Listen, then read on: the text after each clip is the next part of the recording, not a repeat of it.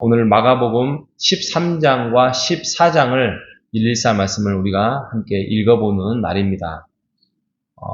저는 항상 토요일 날 되면 한편으로는 좀 긴장이 되고 한편으로는 참 기분이 좋습니다. 왜냐하면 내일 또 주일이잖아요. 물론 목회자에게는 주일은 언제나 부담스럽고 언제나 긴장되는 날이기는 합니다. 그런데 설교가 준비가 잘 되어 있으면 토요일이 기쁩니다. 근데 설교 준비가 잘 안 되어 있으면 늘 쫓기는 삶이 되지요. 그럼에도 불구하고 늘 조금 더 좋은 말씀과 또 은혜의 말씀을 준비하려고 생각을 하는 날이 또 토요일입니다. 오늘 성경의 13장과 14장의 이제 말씀을 보면 그렇게 기분 좋은 날이 아닙니다. 왜냐하면 이제 예수님께서 심판에 대해서 메시지를 이렇게 전하는 거거든요. 이제 너희가 지금 말세에 왔는데 이 말세에 나중에 하나님이 임하고 또 내가 다시 한번 재림의 때가 올 텐데 그때는 내가 심판주로 오겠다라고 말씀을 합니다. 그러니 너희가 다가올 심판에 대해서 긴박성과 주의하고 또 조심하고 또 어떤 때는 도망가야 되고 또 돌이키지 말고 또 삼가하고 또 깨어있으라 이렇게 말씀을 하고 있습니다.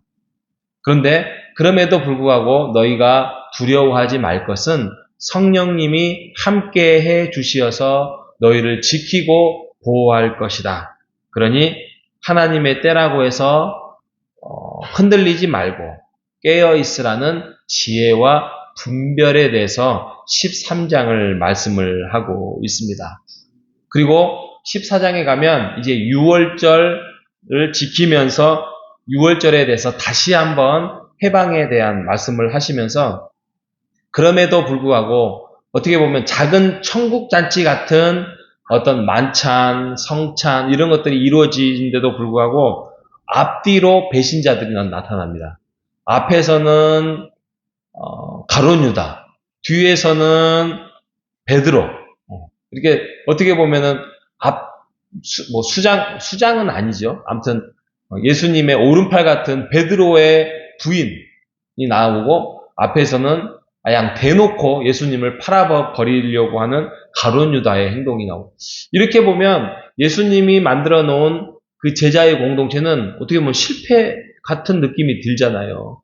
그런데 이건 실패가 아니라 어떻게 보면 계획 속에서 이루어지고 있는 거예요. 계획 속에서. 그러면 우리가 이렇게 생각할 수 있어요. 오늘의 초점은 이게 아닌데 이거는 한번 이야기를 해보겠습니다. 가룟 유다는 하나님의 계획 속에서 배신을 한 거냐? 그러지 않습니다. 하나님의 어떤 큰 그 내용 앞에서 악역으로서 마무리를 짓는 거냐? 그러지 않고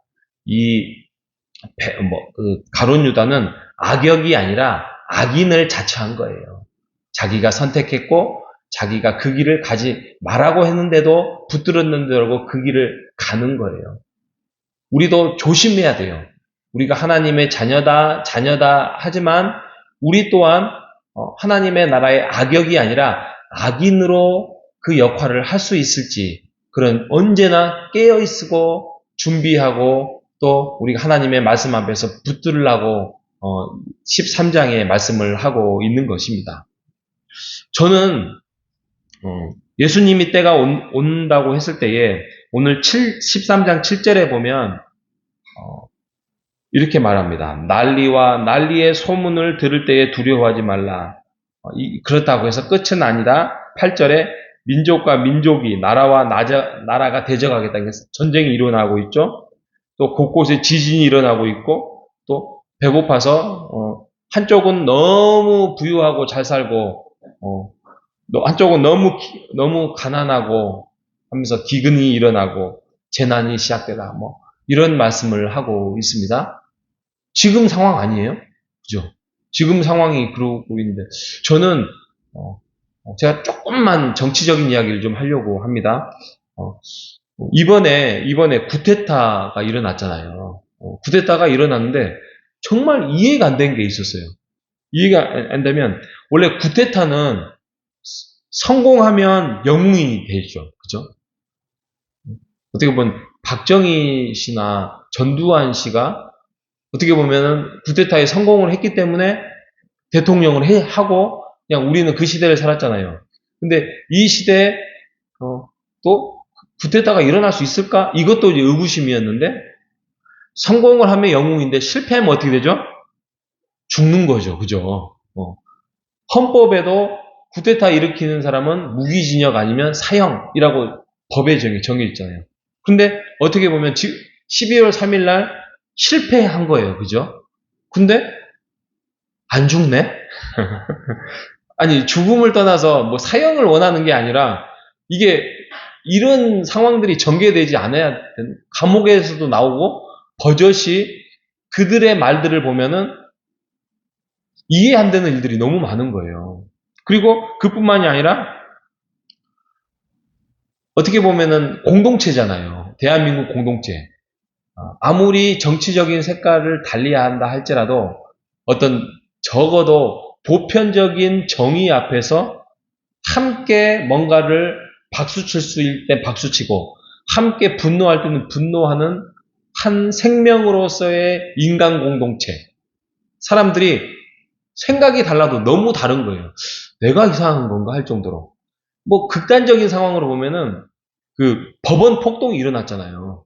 법원 폭동이 일어난 거에 대해서 이게 박수 쳐주는 사람들도 있고 그것을 분노하는 사람도 있다는 거에 대해서 야, 이거는 정말 말세가 왔다, 정말. 하나님의 나라가 곧 임할 것이다 라는 생각이 들 정도예요. 정의가 서지 않는 지금 이 시대에 근데 이게 지금 한국뿐이겠습니까? 미국도 그러고 있잖아요. 또 한쪽에서는 전쟁을 하고 있고 또 엊그제는 어제였나요? 또 이스라엘은 또 미사일을 쏘고 이란을 통해서 이런 아주 어수선한 상황에 우리가 살고 있는 이 지구촌에 있는 것입니다. 그럼에도 불구하고 오늘의 말씀은 이러한 상황의 긴박성과 긴급성에 대해서 있음에도 불구하고 31절, 13장 31절에 이렇게 말합니다. 천지는 없어지겠으나 내 말은 없어지지 아니하리라. 그러나 그날과 그때에는 아무도 모르나니 하늘에 있는 천사들도 아들도 모르고 아버지만 알 것인데 그러니 너희는 뭐만 하면 되냐? 주의하고 깨어 있으라 라고 말씀을 하고 있습니다. 잠자지 말라는 말이 아니에요.